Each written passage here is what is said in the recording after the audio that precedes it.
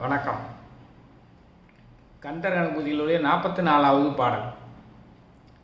43வது பாடல்லையே அவர் ஞான ஆனந்தம் பெற்றதை பெற்று விட்டுட்டேன், இறைவனுடைய அருளால் முருகனுடைய அருளால் பெற்று விட்டேன் அப்படின்னு சொல்லி அதை விவரிக்க முடியாத ஒரு இன்பத்தில் இருந்தார். அதனுடைய தொடர்ச்சி தான் இந்த பாடல். சாடும் தனிவேல் முருகன் சரணம் சூடும்படி தந்தது சொல்லுமதோ, வீடும் சுரர் மாமுடி வேதமும் வெங்காடும் புனமும் கமலும் கலலே. எப்படி சொல்றார் பாருங்க.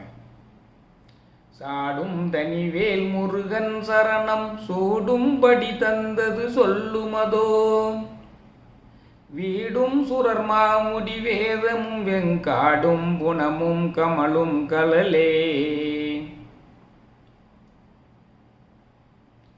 இறைவனுடைய அந்த அடி தான் நமக்கு முக்தி அளிக்கக்கூடியது என்பது இந்த இதில் சொல்றார்.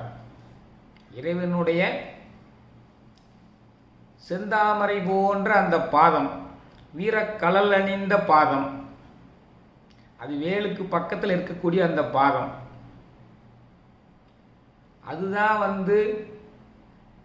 நமக்கு அருளை வாரி வழங்கி நம்மளுடைய ஆசைகளெல்லாம் தூள் தூளாக செய்து நமக்கு பேரின்பத்தை அளிக்கக்கூடியது அப்படின்னு சொல்கிறார். அதனுடைய பெருமையைத்தான் எப்படி சொல்கிறது. சாடும் தனிவேல் முருகன் சரணம் சூடும்படி தந்தது சொல்லுமதோ. சாடும் அசுரர்களையெல்லாம் எதிர்த்து சென்று அவர்களையெல்லாம் வதைத்து தேவர்களை காத்தவன். எதால் காத்தவன்? சாடும் தனிவேல் முருகன் தன்னுடைய வேலாயுதத்தின் காரணமாக ஆணவம் கண்மம் மாயை என்ற மலங்களின் வடிவமாக வந்த ஆனைமுகாசுரன், சிங்கமுகாசுரன், சூரபத்மன் மூன்றுவரையும் தன்னுடைய வேலால் துளைத்து, அவர்களுக்கு அரணாக வந்த கிரௌந்தமலையும் வேலால் துளைத்து, சாடும் தனிவேல் முருகன், அப்படிப்பட்ட சாதனையை புரிந்த முருகன் அவனை சரணடைந்த விதம், அதை எப்படித்தான் சொல்லுவது அப்படின்னு சொல்லி அவரே தன்னைத்தானே வைக்கிறார். இது சொல்ல முடியலையே, முற்றிலுமாக சொல்ல முடியலையே.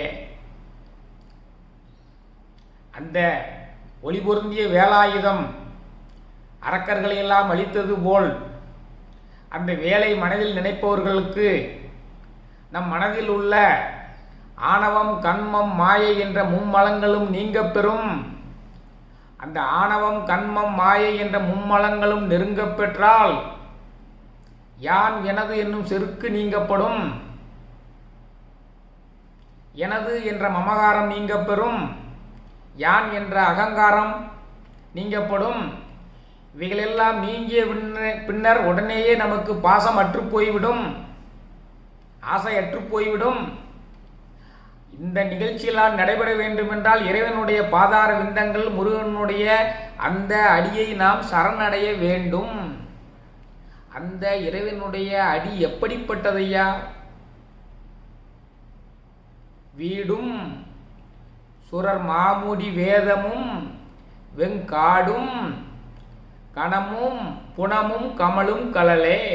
எப்படிப்பட்டது அந்த பாதம் எங்கெல்லாம் போய் தன்னுடைய பெருமையை நிலைநாட்டி இருக்கிறது. வீடும் வீடு வேறு அளிப்பவர்களுக்கெல்லாம் ஆதார சக்தியாக விளங்கக்கூடியது அந்த பாதம்.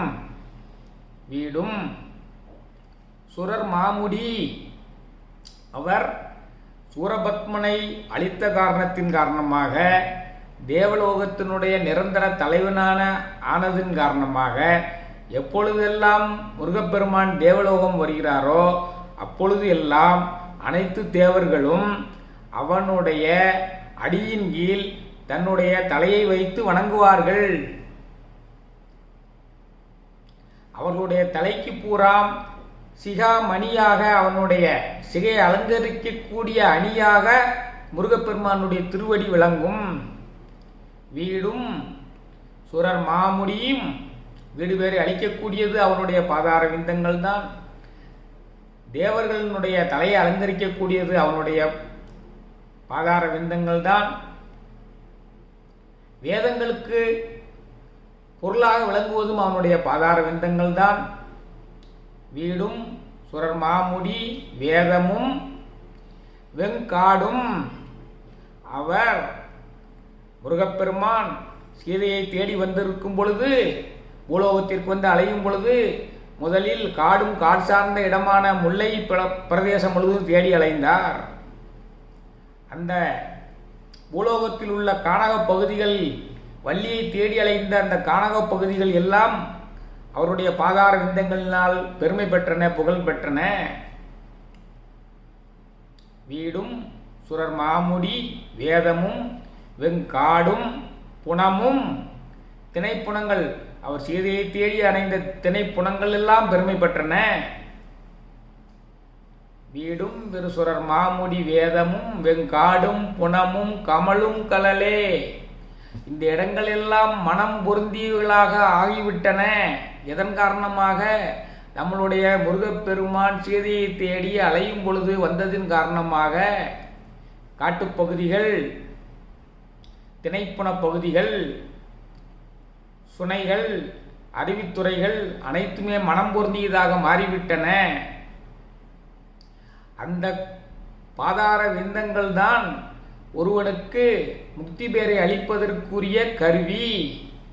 அந்த பாதார விந்தங்களை, அவனுடைய அந்த செம்மையான மலர்பாதங்களை, செந்தாமரை போன்ற மலர்பாதங்களை எப்பொழுது உள்ளத்தில் நிரப்பிக் கொள்கிறோமோ, நம் உள்ளம் முழுவதும் அந்த இறைவனுடைய வேலுக்கு அடியில் இருக்கிற அந்த கலல் அணிந்த அந்த சிவந்த பாதங்களை மட்டுமே நம்மளுடைய உள்ளம் முழுவதும் நிரப்பிக் கொள்கிறோமோ, அப்பொழுது ஆசா நிகழம் துகளாகிவிடும். ஆசை அற்று போய்விடும், பாசம் அற்று போய்விடும், இந்த விலங்குகள்லாம் அற்று போய்விடும், ஆணவம் கண்மம் மாயை என்ற மும்மலங்களும் ஓடிவிடும். அப்படிப்பட்ட நிலையை எய்தினால்தான் அந்த சரணமடைந்த நிலையில் நமக்கு சிவ ஆனந்தந்தம் பெருகும். அதை எப்படி சொல்லுவது? அதான் இந்த பாடல். சாடும் தனிவேல் முருகன் சரணம் சூடும்படி தந்தது சொல்லுமதோ, வீடும் சுரர் மாமுடி வேதமும் வெங்காடும் புனமும் கமலும் கலலே.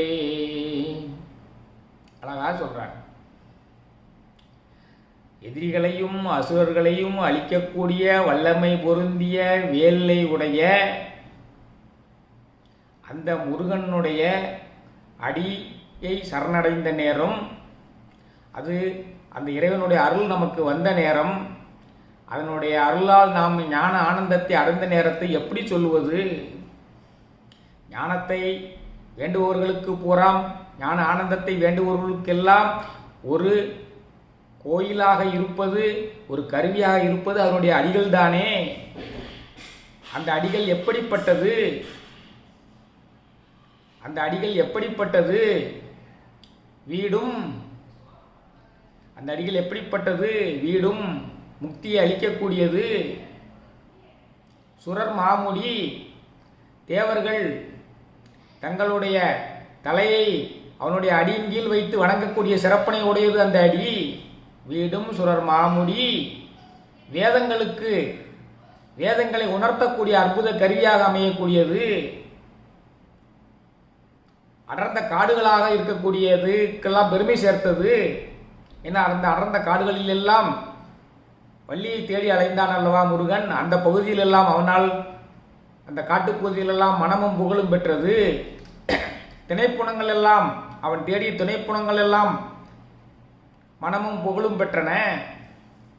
அவன் தேடிய சுனைகள் எல்லாம் புகழ் பெற்றன, அருவிகள் எல்லாம் புகழ் பெற்றன, மனம் பெற்றன. அப்படிப்பட்ட பெருமையும் புகழும் உடைய அந்த கலல் அணிந்த அந்த பாதம் மட்டுமே ஞானத்தை வேண்டுபவர்களுக்குரிய கருவியாக அமையும். அதை சரணம் அடைந்த விதத்தை நான் எப்படி சொல்லி விளக்குவது அப்படிங்கிறது இந்த பாடல். சாடும் தனிவேல் முருகன் சரணம் சூடும்படி தந்தது சொல்லுமதோ. சாடும் தனிவேல் முருகன் சரணம் சூடும்படி தந்தது சொல்லுமதோ. வீடும் சுரர் மாமுடி வேதமும் வெங்காடும் புனமும் கமலும் கலலே. வணக்கம்.